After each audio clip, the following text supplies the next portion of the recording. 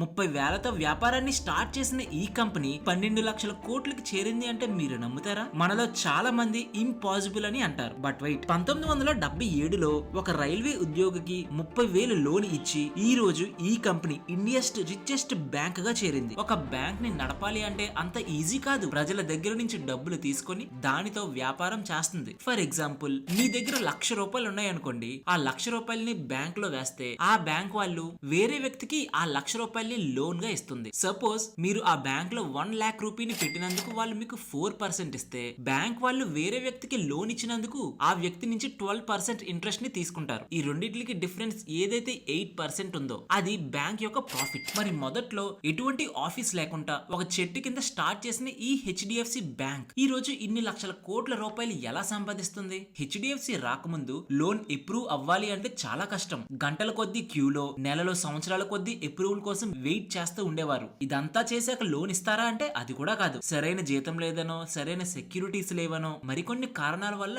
Loans ని reject చేసేవారు. కానీ హెచ్డిఎఫ్సి వచ్చిన తర్వాత వీటన్నిటికీ చెక్ పెట్టింది. ఒక చిన్న ఎగ్జాంపుల్ చెప్తాను. ముంబైలో ఒక రైల్వే ఉద్యోగికి జీతం తక్కువని మిగిలిన బ్యాంక్స్ అందరూ ఇల్లు కట్టుకోవడానికి లోన్ ఇవ్వకపోతే హెచ్డిఎఫ్సి మాత్రం తనకి ₹800 శాలరీ అయినప్పటికీ 30 రోజుల్లోనే అప్రూవల్ ఇచ్చి తనకు తగ్గట్టే ఫ్లెక్సిబుల్ ఈఎంఐతో ఇంట్రడ్యూస్ చేసింది ఈ హోమ్ లోన్ ని. దానితో మనలాంటి మిడిల్ క్లాస్ పీపుల్స్ అందరికి ఏదైతే ఇల్లు కట్టుకోవాలి అనే డ్రీమ్ ఉందో అది హెచ్డిఎఫ్సి ద్వారా నెరవేరుతుంది అని చాలా మంది అభిప్రాయపడ్డారు. ఈ రోజుకి హెచ్డిఎఫ్సి బ్యాంక్స్ లో 12 లక్షల కోట్ల డిపాజిట్స్, 15 లక్షల లోన్స్ అండ్ 8,000 కంటే ఎక్కువగానే బ్రాంచెస్ ఉన్నాయి. అండ్ వీళ్ళ కస్టమర్స్ విషయానికి వస్తే 120 మిలియన్స్, అంటే సుమారుగా జపాన్ పాపులేషన్ కంటే ఎక్కువ. ఈ హెచ్డిఎఫ్సి బ్యాంక్ మన దేశంలో ఉన్న చాలా ప్రాబ్లమ్స్ ని ఐడెంటిఫై చేసింది. హెచ్డిఎఫ్సి రాకముందు మన దేశంలో బ్యాంకింగ్ సిస్టమ్ ఎలా ఉండేదో తెలుసా? ప్రతి స్టేట్ వాళ్ళ ఓన్ బ్యాంక్స్ రన్ చేస్తూ ఉండేవాళ్ళు. క్వాలిటీ ఆఫ్ సర్వీస్ గానీ చాలా పూర్ గా ఉండేది. ఒక్క లోన్ అప్రూవ్ అవ్వాలి అంటే 6 నెలల నుంచి 2 సంవత్సరాలు పట్టేది. అండ్ హోమ్ లోన్ అంటారా, అది ఇంపాసిబుల్ అని చెప్పాలి. అయినా కూడా వాళ్ళ ఇంట్రెస్ట్ మాత్రం 18 to 20%. కానీ 1977లో హెచ్డిఎఫ్సి ని స్టార్ట్ చేయడం కోసం అప్పటి వరకు ఏదైతే ఐసిఐసిఐ బ్యాంక్ లో వర్క్ చేస్తున్న హెచ్డి పారేఖ్ గారు ఉన్నారో అతను తన దగ్గర ఉన్న సేవింగ్స్ తో హెచ్డిఎఫ్సి లిమిటెడ్ అనే కంపెనీని స్టార్ట్ చేశారు. మీలో ఎంతమందికి ఈ హెచ్డిఎఫ్సి మీనింగ్ తెలుసు? కామెంట్ సెక్షన్ లో కామెంట్ చేయండి. అండ్ ఈ హెచ్డిఎఫ్సి లిమిట్ అనేది మన దేశంలోనే first housing finance company. And video starting లో మాట్లాడుకున్నాం కదా 30,000 హోమ్ లోన్ ఇచ్చింది అని. అదే మన ఇండియాలో ఫస్ట్ హోమ్ లోన్. అండ్ అలా ఇండియాలోనే ఫస్ట్ హోమ్ లోన్ ఒక్కటే కాదు, అప్పటి వరకు మార్కెట్ లో ప్రతి ఒక్కరు 18 to 20% ఇంట్రెస్ట్ కి లోన్ ఇస్తుంటే ఈ హెచ్డిఎఫ్సి లిమిటెడ్ మాత్రం 12% కి లోన్ ఇచ్చింది. అండ్ ఇతర బ్యాంక్స్ లో 6 మంత్స్ నుంచి 2 ఇయర్స్ వరకు టైం పడుతున్న ఈ అప్రూవల్ కి ఈ బ్యాంక్ మాత్రం కేవలం 30 డేస్ లోనే అప్రూవల్ చేసింది. అలా 1978 కి 500 హోమ్ లోన్స్ తో, 1985 కి 10,000 హోమ్ లోన్స్ తో, 1995 కి 1 lakh హోమ్ లోన్స్ ని రీచ్ అయింది. అండ్ ప్రెసెంట్ ఇప్పుడు ఈ హెచ్డిఎఫ్సి బ్యాంక్ 90 లక్షల పైగానే హోమ్ లోన్స్ ఉన్నాయి. అండ్ వీళ్ళు ఇంత క్విక్ గా ఎలా ఎదిగారు? వీళ్ళు మార్కెట్ లో ఉన్న ప్రతి విషయాన్ని పిన్ పాయింట్ గా అబ్జర్వ్ చేసి ఏవైతే మార్కెట్ గ్యాప్స్ ఉన్నాయో వాటిని ఫుల్ఫిల్ చేసి మార్కెట్ లో నెంబర్ 1 పొజిషన్ కి చేరారు. లేట్ 1990s లో ప్రాబ్లమ్ ని చూశారు. లైక్ కార్పొరేటివ్ బ్యాంక్స్ ఉంటాయి కదా, అవి చాలా బౌండరీస్ ని పెట్టుకుంటూ ఉండేవి. వాటి వల్ల కస్టమర్స్ చాలా ప్రాబ్లమ్స్ ని ఫేస్ చేసేవారు కూడా. ఆ ప్రాబ్లమ్స్ ఏంటో చెప్పాలి అంటే ఒక చిన్న ఎగ్జాంపుల్ చెప్తాను. గోపాల్ మన ఆంధ్రప్రదేశ్ కి చెందిన ఒక కస్టమర్. తను 10 lakhs విలువ గల ప్రొడక్ట్ ని ముంబైకి చెందిన శ్యామ్ దగ్గర కొందామని అనుకుంటారు. వాళ్ళ డీల్ ప్రకారం గోపాల్ కి ఆ ప్రొడక్ట్ వచ్చిన తర్వాత తన దగ్గర ఏదైతే 10 lakhs చెక్ ఉందో అది శ్యామ్ కి ఇస్తాడు. కానీ ఇక్కడ ట్విస్ట్ ఏంటంటే శ్యామ్ ముంబై పర్సన్ కాబట్టి తనకి మహారాష్ట్ర కోఆపరేటివ్ బ్యాంక్ లో అకౌంట్ ఉండేది. గోపాల్ కి ఆంధ్రప్రదేశ్ కోఆపరేటివ్ బ్యాంక్ లో అకౌంట్ ఉండేది. ఇలా గోపాల్ శ్యామ్ కి 10 lakhs రూపీస్ చెక్ ఇచ్చినప్పుడు తను బ్యాంక్ కి వెళ్లి ఆ చెక్ ద్వారా మనీని విత్డ్రా చేసుకోవాలి అంటే తనకి వెంటనే మనీ వచ్చేది కాదు. ఎందుకంటే ఆ రెండు బ్యాంక్స్ సపరేట్ స్టేట్ కి చెందిన కోఆపరేటివ్ బ్యాంక్స్ కాబట్టి. సో కొన్ని రోజులు, వారాలు పట్టేది తనకి మనీ రావడానికి. ఒక్క బిజినెస్ మ్యాన్ కి 10 lakh రూపీస్ స్టక్ అయితే వాళ్ళు బిజినెస్ ఎలా చేయగలరు? ఇలా ఈ ప్రాబ్లం కేవలం గోపాల్ అండ్ శ్యామ్ ఒక్కడిదే కాదు, లక్షల కొద్ది కస్టమర్స్ ది. ఆ టైంలో ఈ హెచ్డిఎఫ్సి బ్యాంక్ ఎంటర్ అవ్వి పాన్ ఇండియన్ నెట్వర్క్ ని స్టార్ట్ చేసింది. సేమ్ డే లో without any extra charges and delay ఈ హెచ్డిఎఫ్సి బ్యాంక్ వర్క్ చేస్తూ ఈ కోఆపరేటివ్ బ్యాంక్స్ మధ్యలో ఏదైతే బౌండరీస్ ఉన్నాయో ఈ హెచ్డిఎఫ్సి బ్యాంక్ ద్వారా ఫుల్ఫిల్ చేసింది. సో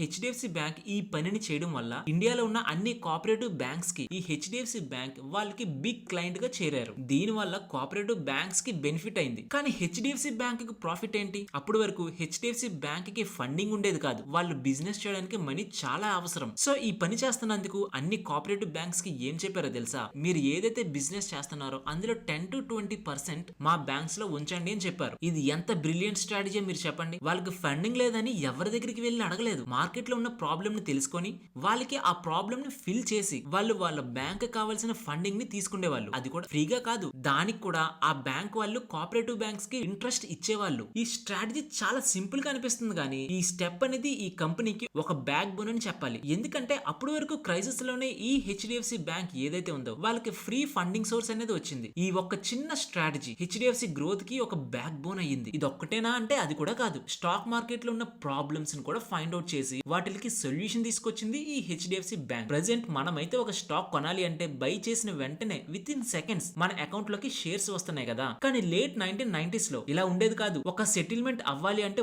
1 to 2 weeks పట్టేది. స్టాక్ సెల్ చేసినప్పుడు షేర్ సర్టిఫికేట్ తో పాటు మనీ కూడా ఫిజికల్ గా ప్రతి ప్లేస్ కి ట్రావెల్ అయ్యింది. లాస్ట్ లో బయ్యర్ కి ఆ షేర్స్ అనేవి వచ్చేవి. ఇంత టైం తీసుకుంటుంది కదా. ఈ ప్రాబ్లమ్ ని చూసిన ఈ హెచ్డిఎఫ్సి బ్యాంక్ కొన్ని కంప్యూటర్స్ తో వాళ్ళ దగ్గర ఉన్న ఇంటర్నెట్ ద్వారా వాళ్ళ దగ్గర ఉన్న మైక్రో బ్యాంకింగ్ సాఫ్ట్వేర్ ఉందో విత్ ఇన్ 1 to 2 days లోనే ఈ ప్రాసెస్ మొత్తం కంప్లీట్ అయ్యేలా చేసింది. హెచ్డిఎఫ్సి బ్యాంక్ ఎంటర్ అయ్యాక స్టాక్ బై చేయాలి అన్నా సెల్ చేయాలి అన్నా చాలా ఫాస్ట్ గా సేఫ్ గా ఇన్స్టెంట్ గా మనీ ట్రాన్స్ఫర్ అయ్యేది అండ్ షేర్స్ కూడా ఇమిడియట్ గా వచ్చేవి. అండ్ మరొకటి ఏంటో తెలుసా, కోఆపరేటివ్ బ్యాంక్స్ లో కేవలం ఆ చెక్ ప్రాబ్లమ్స్ ఒక్కటే కాదు, సాలరీస్ లో కూడా చాలా ప్రాబ్లమ్స్ వచ్చేవి. లైక్ టైం కి సాలరీ పడేది కాదు, లేదంటే విత్డ్రాల్ కి టైం పట్టేది. అండ్ మరికొన్ని కంపెనీస్ లో అయితే సాలరీ పేమెంట్స్ అనేవి మాన్యువల్ గా ఇచ్చేవారు. వాటి వల్ల వర్కర్స్ కి సాలరీ అనేది చాలా డిలే అయ్యేది. కానీ HDFC bank digital salary process ని ఇంట్రడ్యూస్ చేసింది. ఇలా కోఆపరేటివ్ బ్యాంక్స్ ని అట్రాక్ట్ చేయడం ఒక్కటే కాదు, వాళ్ళ ఎంప్లాయీస్ ఎవరైతే ఉంటారో వాళ్ళకు కూడా హెచ్డిఎఫ్సి బ్యాంక్ లో అకౌంట్ ఉండాలి అని అట్రాక్ట్ చేసింది. దీని వల్ల హెచ్డిఎఫ్సి కి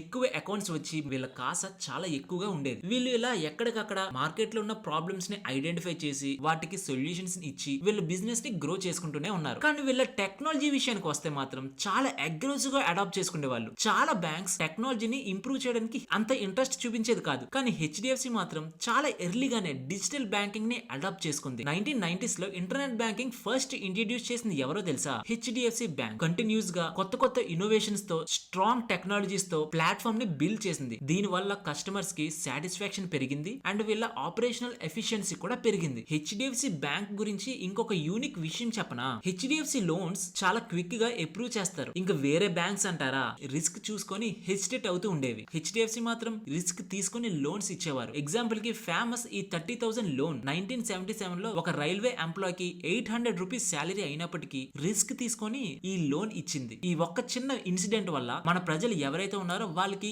ఈ బ్యాంక్ మీద ట్రస్ట్ అనేది పెరిగింది. ఇలా HDFC bank India's first internet banking ని ఇంట్రడ్యూస్ చేసింది. ఏటీఎం నెట్వర్క్స్ కానివ్వండి, ఫోన్ బ్యాంకింగ్, కోర్ బ్యాంకింగ్, ఇలా ప్రతి టెక్నాలజీని చాలా ఫాస్ట్ గా అడాప్ట్ చేసుకొని కస్టమర్స్ యొక్క అవసరాలు బ్యాంక్ కి రాకుండానే ఇంట్లోనే కూర్చొని వాళ్ళ టైం సేవ్ చేసే విధంగా చేసేది. వీటి వల్ల కస్టమర్స్ యొక్క టైం తగ్గేది అండ్ కంపెనీ యొక్క ఆపరేషన్ కాస్ట్ కూడా తగ్గేది. సరే గానీ కంపెనీస్ లో బ్యాంక్ కి అకౌంట్స్ పెరుగుతుంటే లాభాలు ఎలా వస్తాయని మీరు అనుకుంటున్నారా?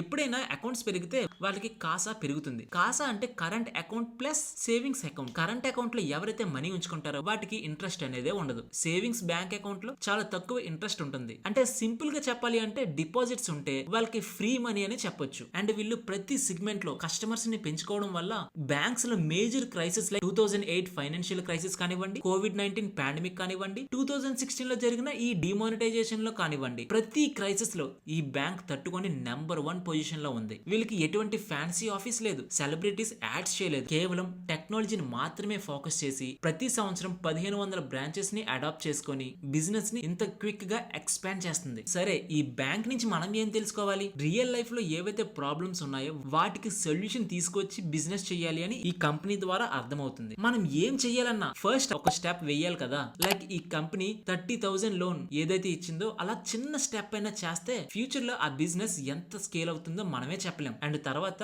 కస్టమర్ కి బెస్ట్ ఎక్స్పీరియన్స్ ఇవ్వాలి. చిన్న చిన్న ఇంప్రూవ్మెంట్స్ ద్వారానే కస్టమర్స్ కి లాయల్టీ కూడా పెరుగుతుంది. అండ్ ప్రపంచం ఎదుగుతున్నట్టు మన బిజినెస్ కూడా చాలా క్విక్ గా టెక్నాలజీని అడాప్ట్ చేసుకోవాలి. మన బిజినెస్ కోర్ వాల్యూస్ ని ఎప్పుడు మర్చిపోకూడదు. అండ్ చాలా పేషెంట్ గా మనం కన్సిస్టెంట్ గ్రోత్ కోసం చూడాలి కానీ క్విక్ గ్రోత్ కి ఎప్పుడు చూడకూడదు. హెచ్డిఎఫ్సి బ్యాంక్ 5-6 ఏళ్లలో గ్రో అవ్వలేదు కదా. సో ఈ 5 పాయింట్స్ ని ఈ హెచ్డిఎఫ్సి బ్యాంక్ ద్వారా మనం తెలుసుకోవచ్చు. నెక్స్ట్, ఏ కంపెనీ గురించి తెలుసుకోవాలి అనుకుంటున్నారు? కామెంట్ సెక్షన్ లో కామెంట్ చేయండి. మీరు కానీ ఈ వీడియో ఇప్పుడు వరకు చూస్తున్నారంటే ఈ వీడియో మీకు నచ్చే ఉంటుంది. ఈ వీడియోని మరికొంతమంది మీ ఫ్రెండ్స్ అండ్ ఫ్యామిలీ మెంబర్స్ కి షేర్ చేయడం మర్చిపోకండి.